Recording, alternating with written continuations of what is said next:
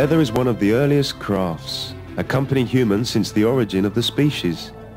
It is a durable, versatile and natural material, something of high value, accomplishing a whole range of uses. We appreciate the look, feel and even unique smell of leather. But a question may arise: how is modern leather made? We aim to add light to this by means of this concise video as we highlight the various key processes in making leather.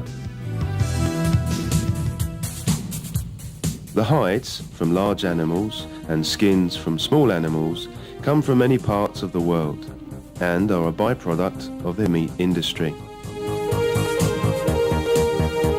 Hides arrive at the tannery after being treated with salt to preserve them from bacterial action.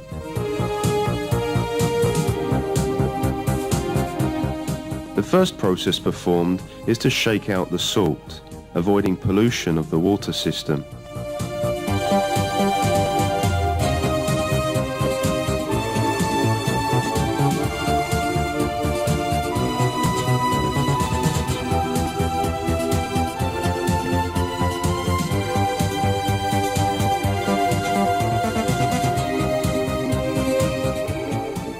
Leathers are then soaked in lime in a process called liming. This chemically dissolves the hair, removes unwanted proteins and opens up the fibre structure. This process swells the leather considerably.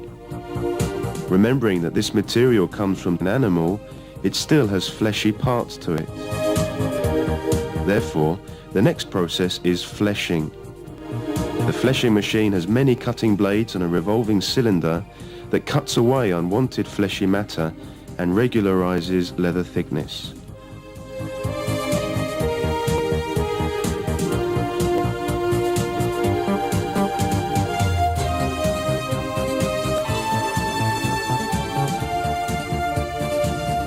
The leathers pass on to the next stage called trimming, where workers cut away useless or unwanted material from the edges of raw hides to give them a better shape or trim.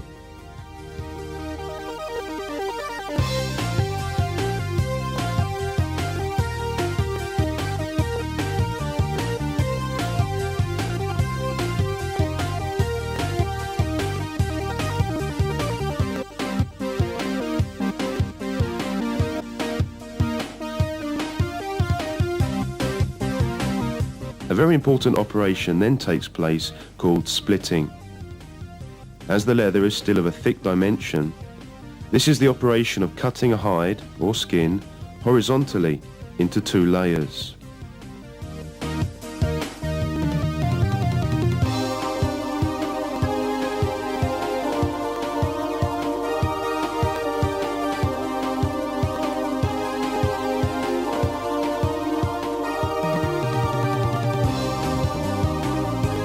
The upper layer, the more external part of the animal, is called top grain,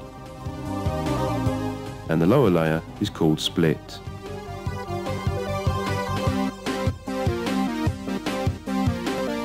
Now the tanning process takes place.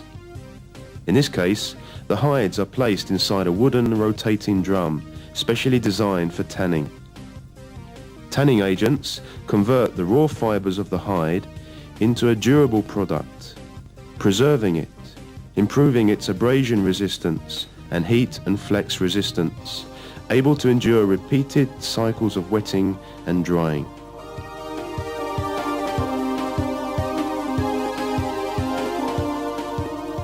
Next, two large rolls squeeze out the excess moisture as the hides are fed through a machine. This is termed wringing.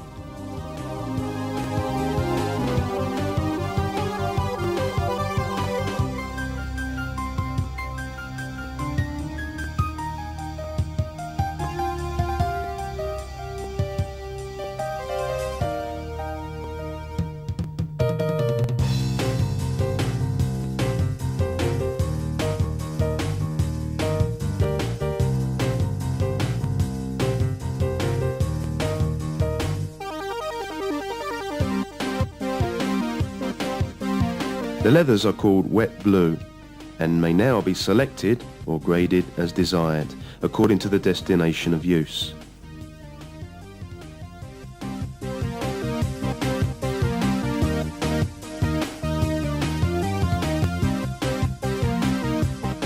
Once they have been selected, they need to be reduced and made uniform in thickness. This is done by a shaving method, normally a machine with a rapidly revolving bladed cylinder.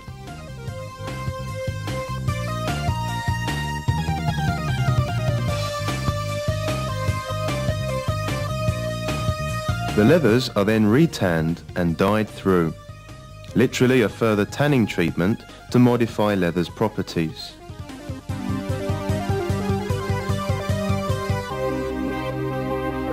The leathers that exit here are now uniformly dyed. The natural beauty of leather is made even more striking by the wide variety of shades which the modern tanner is capable of producing.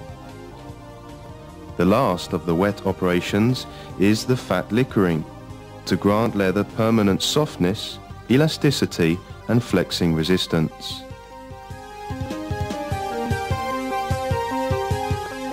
Now we come to the drying operations. The first step is setting out, working over the grain surface to remove excess water and eliminate wrinkles.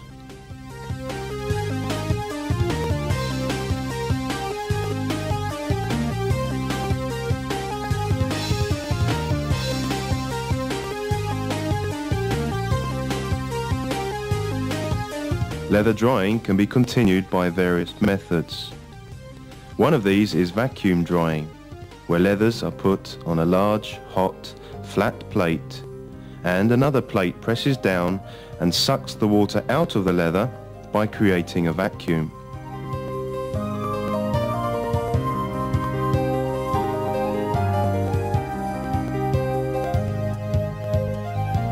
This is a very effective method.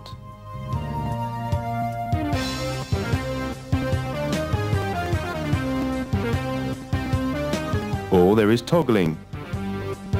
Leathers are fixed on frames with toggles or clamps.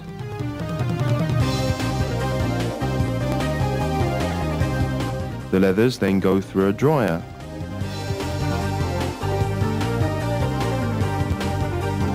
This stretching can be done manually.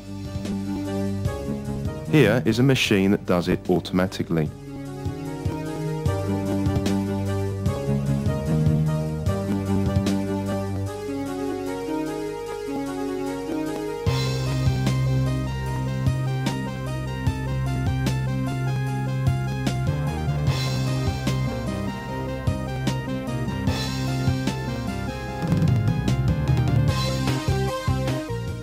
Another method is suspension drying. The hides are suspended from the ground on a wire or chain so that air has free access to both sides and move high up around the tannery complex. In this way, the leathers dry at room temperature.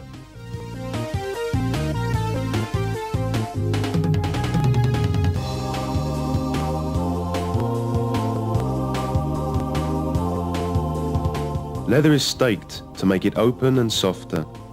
Pins pound the leather from both above and below hundreds of times as it passes through the machine, stretching and flexing the leather in every direction. This softens the leather remarkably. Some skins have natural healed scratches or parasitic damage in the grain of the leather. A very special, flexible paste, stucco, can fill in such gaps.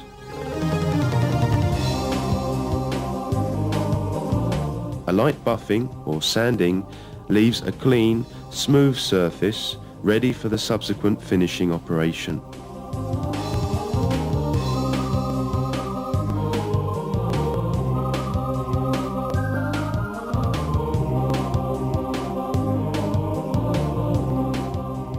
The finishing department is the area where an alert and creative mind adds the final touches to enhance the natural beauty of leather.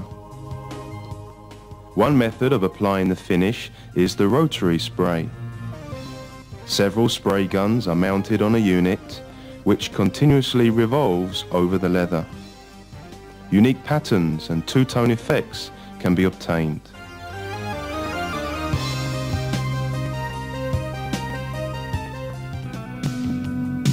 Once the leather is dry, an artificial grain pattern is often created by embossing the leather using etched or engraved rolls.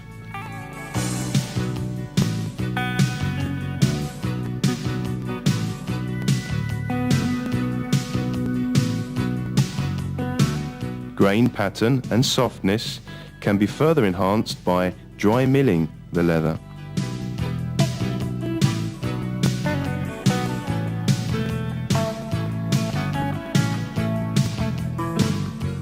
Before being delivered to the customer, the leather is measured by a very precise machine.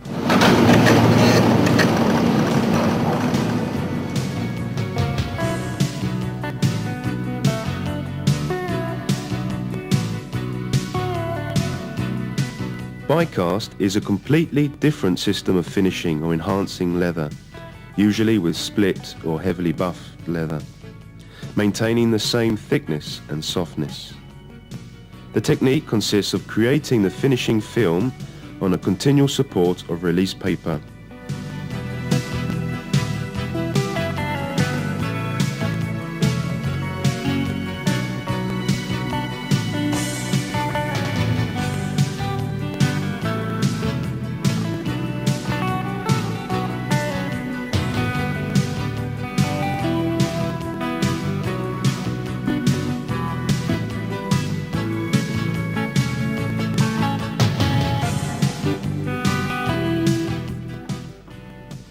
An adhesive is applied to the film, then the film is pressed on the leather.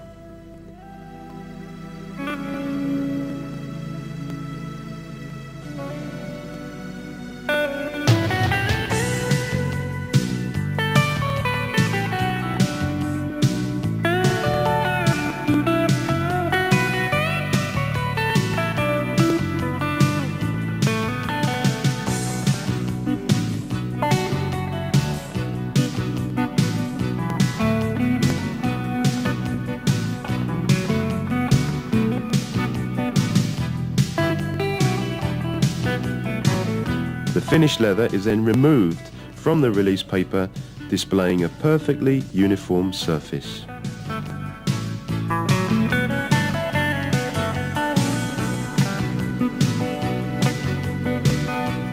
In viewing these principal processes, you can appreciate the passion, dedication, technology, and creativity that goes into working and finishing leather.